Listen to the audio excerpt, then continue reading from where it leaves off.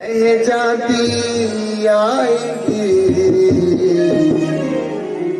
ना सोना काम आएगा ना चांदी आएगी। सज धज के जिस दिन मौत की सहजादी आएगी, सज धज के जिस दिन मौत की सहजादी आएगी, ना सोना काम आएगा ना चांदी आएगी, ना सोना काम आएगा ना चांदी आएगी। सज धज के जिस दिन मौत की सहजादी आएगी, जिस दिन मौत की सहजादी आएगी, ना सोना काम आएगा ना चांदी आएगी, ना सोना काम आएगा ना चांदी आएगी। याद करो उस समय को, ताली से करिए।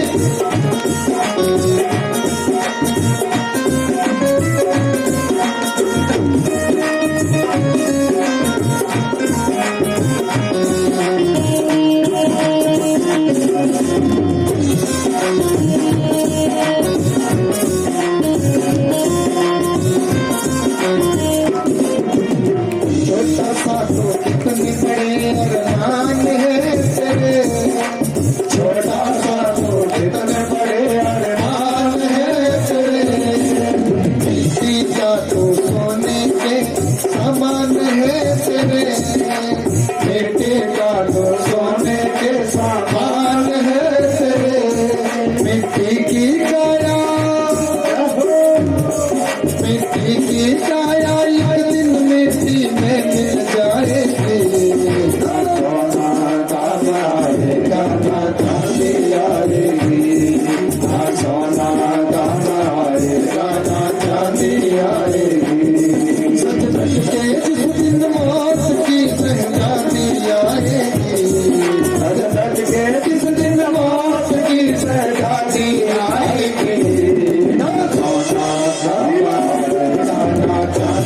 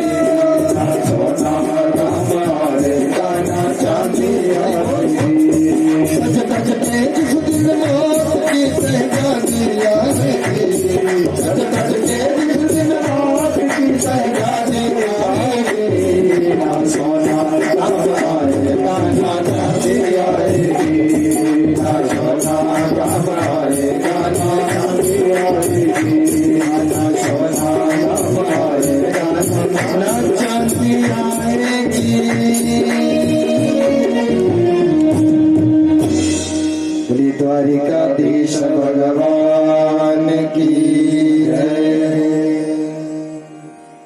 उस समय तो अगर हमारे यहाँ भी पड़ा होगा ना कहीं बूटी या कुछ और भी पड़ा होगा ना, तो और कोई ना कोई बुद्धिमान बीच में से बोलेगा बेटा बोला ये क्यों जलाने, इनको निकाल दे, है ना। उस समय कोई नहीं, लेकिन हमारे भगवान जी के नाम को हमारे से कोई निकालने वाला नहीं है।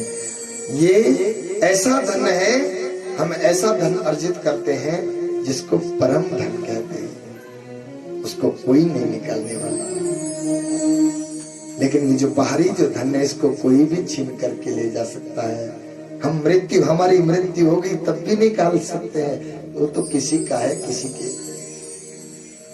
लेकिन जितना नाम हमने भगवान जी का अपने मुखारविंद से लिया, उसको हमारे से कोई अलग नहीं करने वाला, कोई भी अलग नहीं करने वाला। कोई तन दुखी, कोई मन दुखी, कोई धन बिन रहे तो उदास, थोड़े थोड़े सब दुखी, सुखी राम जी के दास। ये केवल दोहा नहीं है, इन शब्दों के ऊपर ध्यान दीजिए कि पूरी दुनिया में चले जाओ भैया, कोई ना कोई दुख सबको सता रहा है, लेकिन सुखी केवल भगवान जी के दास। हम राम जी की और राम जी हमारे। धन्यो गृहस्थाश्रम, गृहस्थी का आश्रम सबसे बड़ा है। सबसे बड़ा अगर कोई आश्रम है तो वो गृहस्थ आश्रम है। भगवान ये नहीं कहते कि तुम आठों याम भैया मेरे सामने बैठे रहो और माला पकड़े रखो और बस यही करो। हम भी आजीविका, हमारी आजीविका ही है जो हम किए जा रहे हैं, हमारी यही आजीविका है। हम यहाँ से ही हमें जो कुछ मिलता है, हमारा परिवार इसी से, आपके दिए से ही हमारा परिवार पलता है, हमारी आजीविका।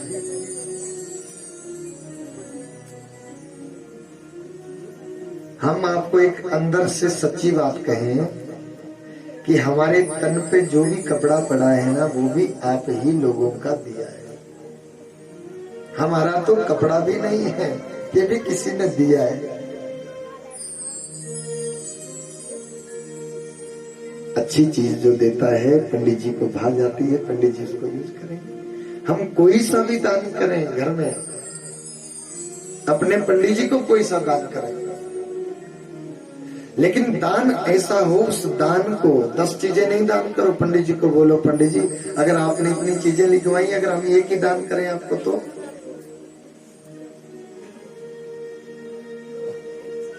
लेकिन जो दान की महानता तो वो है जो हम अपने, हमें जो अच्छा लगे वही दान में देनी चाहिए। ध्यान दें, हम कोई रोज थोड़े नहीं दे रहे, हम कोई बार बार थोड़ा नहीं दे रहे। ये मौका परमात्मा ने हमें दिया है, फिर पता नहीं ये मौका मिलेगा या ना मिलेगा। लेकिन 10 ना दो, एक ही दो, लेकिन कैसी दो कि पंडित जी उसको जब तक उसकी, तब तक वो उसको पसंद करेंगे, जब तक वो खत्म ना हो जाती चीज। अब आम चीज दोगे तो पंडितों के घर में तो भैया ऐसे भंडार भरे, यहां से जाएगी सीधी और सीधी सल्फ के ऊपर से बोली लगेगी और फिर से उन्हीं पंसारी के पास, पंसारी से फिर आपके पास, फिर पंडित जी ले जा रहे हैं, फिर वहां पे वही चक्कर चल रहा है।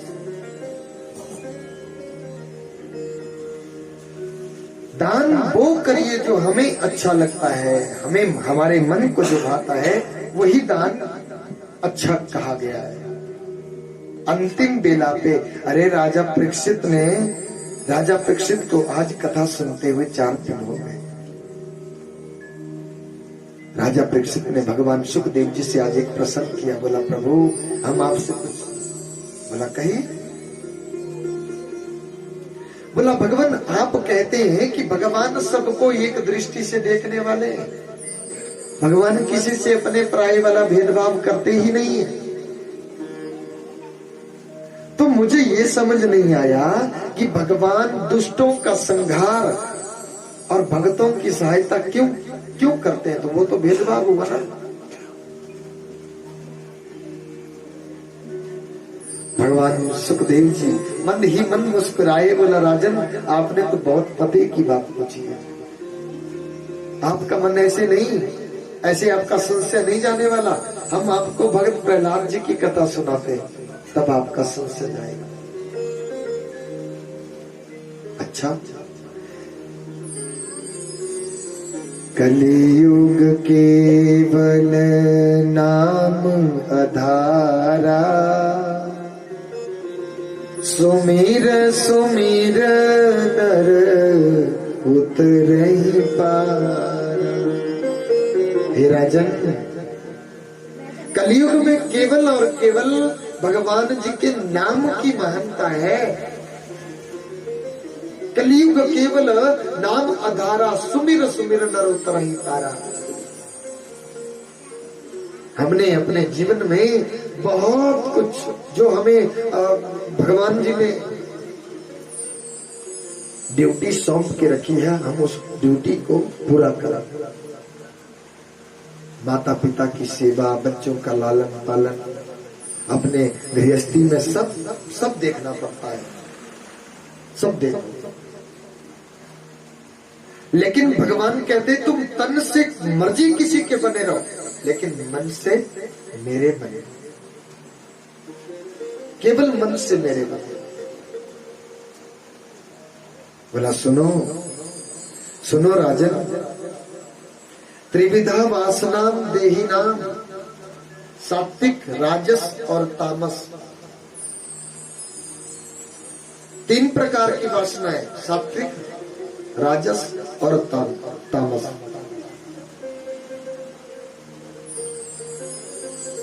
मेरे भगवान जी ने पृथ्वी के उद्धार के समय हिरण्याक्ष का वध किया। आपको याद होगी, मैंने सुनाई कथा पहले। हिरण्याक्ष का वध किया, पृथ्वी को भगवान ऊपर ले आए, धरातल में ले आए, वध कर दिया। हिरण्याक्ष की मृतदेह को देख करके घर वाले, घर की औरतें बहुत रोने धोने लगी, बहुत रोने धोने लगी महाराज।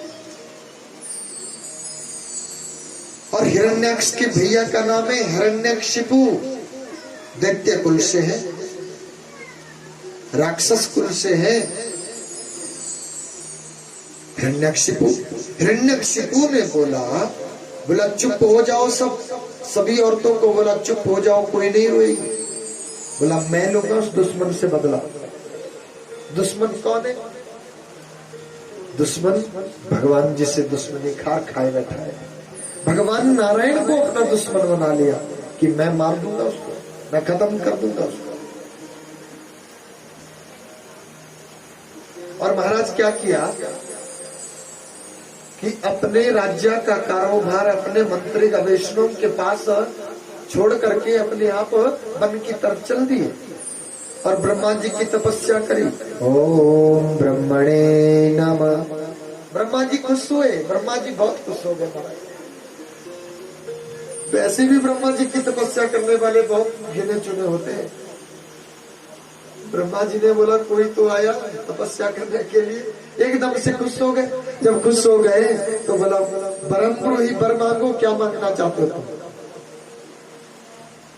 अच्छा, बोला प्रभु तुम आ गए? बोला हाँ। उत्तिष्ठ उत्तिष्ठ भद्रते तपा सिद्धोसी कश्यप। अरे कश्यप ऋषि के पुत्र, खड़ा हो जाओ, वर मांग ले मेरे से, क्या मांगना चाहता है? बोला मेरे को दोगे ना वर? बोला प्रभु अगर तुम मुझे वर देना चाहते हो ना, यदि दास्यामि वित्तान वरान वरदोत्तम भूतेभ्यो तदा विशिष्टेभ्यो मृत्यु न भूत मम प्रभु। अरे प्रभु यदि दास्यामि, यदि तुम मुझको वर देना चाहते हो तो मुझे अजर अमर कर दो। अजर अमर? ब्रह्मा जी सोच में पड़ गए, भैया ये तो बहुत चतुर चालाक है।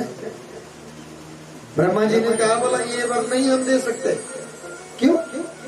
मैंने तपस्या करी है आपकी। बोला अजर अमर मेरे भाई मैं भी नहीं हूं, अजर अमर तो मैं भी नहीं हूँ, मुझे भी दो प्रार्थ की आयु समाप्त होने पर मुझ ब्रह्मा को भी मृत्यु होती है। अजर अमर तो भगवान नारायण ही है केवल। ये वर आप उनसे प्राप्त करो। बोला तो मेरी तो वो तो वही, उससे कैसे मैं वर मांगू, वो तो मेरा दुश्मन है। अच्छा, तो बोला मैंने आपकी तपस्या करी, मेरे को कोई फल नहीं मिलेगा इसका। बोला ना, तो बोला एक बात और है, आप अगर मुझे देना चाहो तो मुझे बहुत से वर दे दोगे तुम एक के बदले में। बोला हाँ ये हो जाएगा, लेकिन मृत्यु तो अटल सत्य है। मांगने लग गया, क्या मांगा? न अंता न बही न दीवान न तम अभ्यस्तापिता युधि न भूमौ न परे न मृत्यो न नरे न मृगे न अपि। अगर मुझे तुम देना चाहते हो तो न अंता न वही, न मैं घर के अंदर न घर के बाहर मरूंगा। मैं नहीं मरना चाहिए, न घर के अंदर न बाहर। न अंता न वही न दीवा न नक्तम, न मेरी घर के अंदर न घर के बाहर, न दिन में न रात्रि में, न अस्त्र से न शस्त्र से, आपके बनाए इस सृष्टि में किसी प्राणी से मेरी मृत्यु नहीं होनी चाहिए। ब्रह्मा जी ने कह दिया, बोला तथास्तु, ये हो जाएगा, हम खुश हैं, ये हो जाएगा। ब्रह्मा जी ने दे दिए वरदान। वरदान पा करके आदमी मनुष्य अगर शासन सत्ता का बल, बाहुबल, कोई सा भी बल उसके पास आ जाता है ना, तो अपना बड़प्पन वो दिखाने लगता है। कोई छोटे गरीब आदमी को वो धमका करके ही पूछे। लेकिन एक बात जरूर याद रखना, ये भगवान का डंडा जो है ना, ये सबके ऊपर फिर रहा है, ये सबको देख रहा है मेरे भाई। हम कोई किसी प्रकार का, हम किसी के प्रति कुछ बोलने वाले नहीं है। हम कौन होते हैं? निर्णय लेने वाले। लेकिन जो उसी की रजा में रजामंद है, उसे हर घड़ी आनंद ही आनंद है। किसी से मेरी मृत्यु नहीं होनी चाहिए प्रभु, तथास्तु ये हो जाएगा। नहीं होगी आपकी मृत्यु। मेरी रची सृष्टि के प्राणी से तुम्हारी मृत्यु नहीं होगी महाराज। ठीक है, क्या हुआ?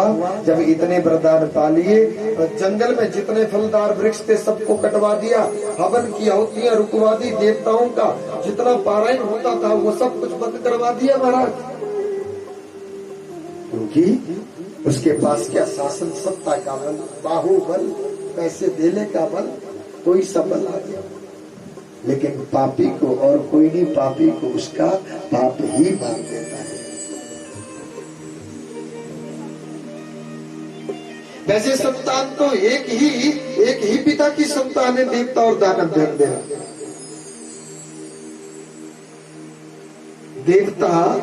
देवता लोग और दानव लोग एक ही पिता की संतान है। इनके पिता एक ही है, इनकी माताएं अलग अलग है बस। देवताओं की मां का नाम अदिति है। क्या नाम है? अदिति। देवताओं की मां का नाम अदिति और दानवों राक्षसों की मां का नाम दीति। हटा दिया गया। राक्षसों की मां का नाम है दीति और देवताओं की मां अदिति है। तो ये कि कश्यप ऋषि के पुत्र है, देवता भी और दानव भी।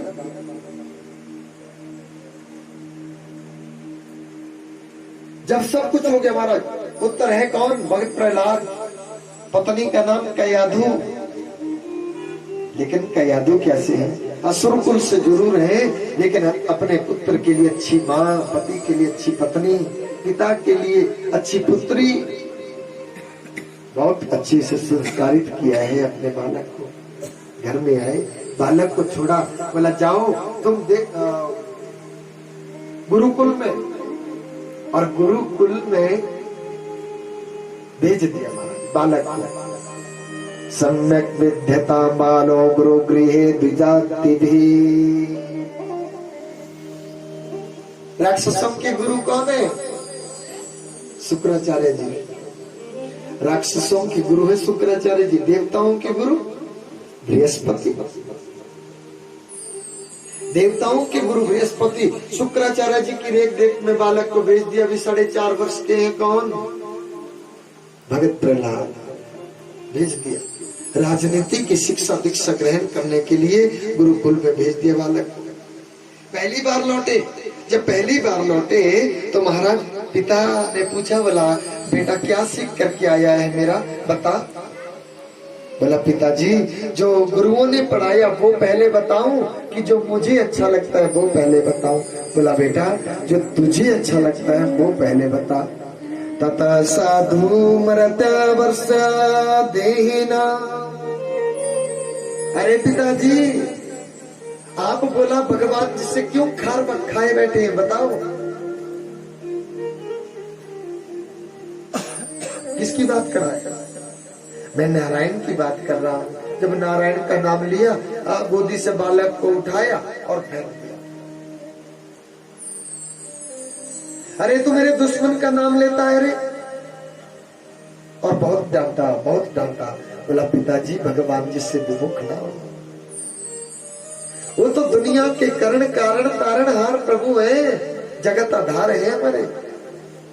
वही आपकी नैया को पार लगाने वाले, उन्हीं की बदौलत तुम बोल रहे हो। और जब इतनी बातें करना लगे बालक, तो बालक के ऊपर बहुत गुस्सा आया और बोला ले जाओ मेरे सामने से इसको, ठीक से शिक्षा दीक्षा दो इसको। ले गए महाराज फिर से गुरुकुल में। सभी बच्चों को अपने आस पड़ोस में बिठाया और उनके सामने उनको अपने साथ गाने के लिए बोला, बोला मेरे साथ तर्ज मिलाओ। श्रीमन नारायण नारायण नारायण, श्रीमन नारायण नारायण नारायण, श्रीमन नारायण नारायण नारायण, श्रीमन नारायण नारायण नारायण,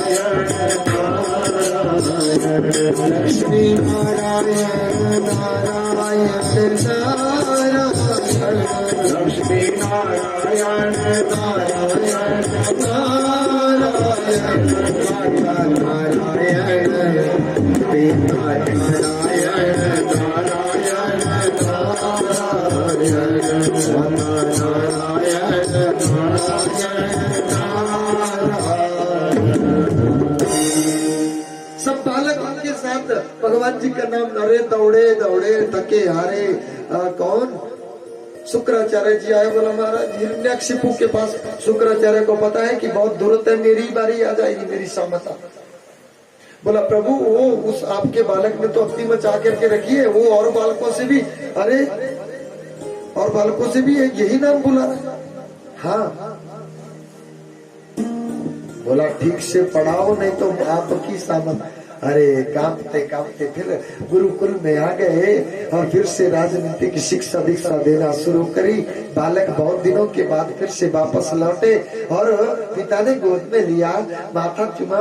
बोला मेरा पुत्र कहे तो सही, क्या सीख करके है? जो मुझे अच्छा लगता है वो बताऊं कि जो तुझे अच्छा लगता है वही बता मेरा पुत्र। तो अपने पिता को नवदा भक्ति का उपदेश दिया। बोला पिताजी भगवान जी की 9 प्रकार से भक्ति की जाती है। जीवन में तुम किसी एक प्रकार की भक्ति को अपने जीवन में उतारो, तुम्हारी नैया उस पार लग जाएगी। लेकिन अगर तुम नहीं उतारोगे तो तुम बीच मझधार में डूब जाओगे। अरे क्या बोले जा रहा है? श्रवणम कीर्तनम विष्णु समरणम पाद सेवनम अर्चनम वंदनम दास्यम तम निवेदनो। अरे भगवान श्री राम जी ने माता सबरी को माता सबरी भगवान जी का रास्ता निहारती रहती है कि कब मेरे राम आएंगे, कैसे आएंगे। हम भगवान जी को बुलाते ही नहीं। हमने आंगन नहीं बुहारा, सच्चे दिल से नहीं पुकारा, कैसे आएंगे भगवान, कैसे आएंगे भगवान, कैसे आएंगे भगवान, कैसे आएंगे भगवान। हमने आंगन नहीं बुहारा, सच्चे दिल से नहीं पुकारा, कैसे आएंगे भगवान, कैसे आएंगे भगवान, कैसे आएंगे भगवान, कैसे आएंगे भगवान। अरे हम भगवान जी को बुलाएं, कैसे आएंगे। वो सबरी माता सबरी भगवान जी को बुलाती रहती कि अरे भगवान तुम आओ आओ आओ। भगवान जी आए। मेरे श्री राम जी ने माता सबरी को अपने मुखारविंद से ये उपदेश दिया। क्या उपदेश दिया महाराज? रामायण में राम कथा में लिखा है, पढ़िए आप। प्रथम भगति संतन करे संगा, प्रथम भगति संतन करे संगा, द्वितीय मम हरि कथा प्रसंगा, द्वितीय मम हरि कथा प्रसंगा। प्रथम भगति संतन कर संगा, द्वितीय मम हरि कथा प्रसंगा। अरे देवी, मैं पहली भक्ति मानता हूं, तुम मेरी भक्ति करती हो बहुत अच्छे से, बहुत सुंदर। हम आपकी भक्ति से खुश हुए। अगर तुम्हें मेरा नाम जपना है तो तुम संतों का संग, ब्राह्मणों का संग, उनका पहले तुम संग करो।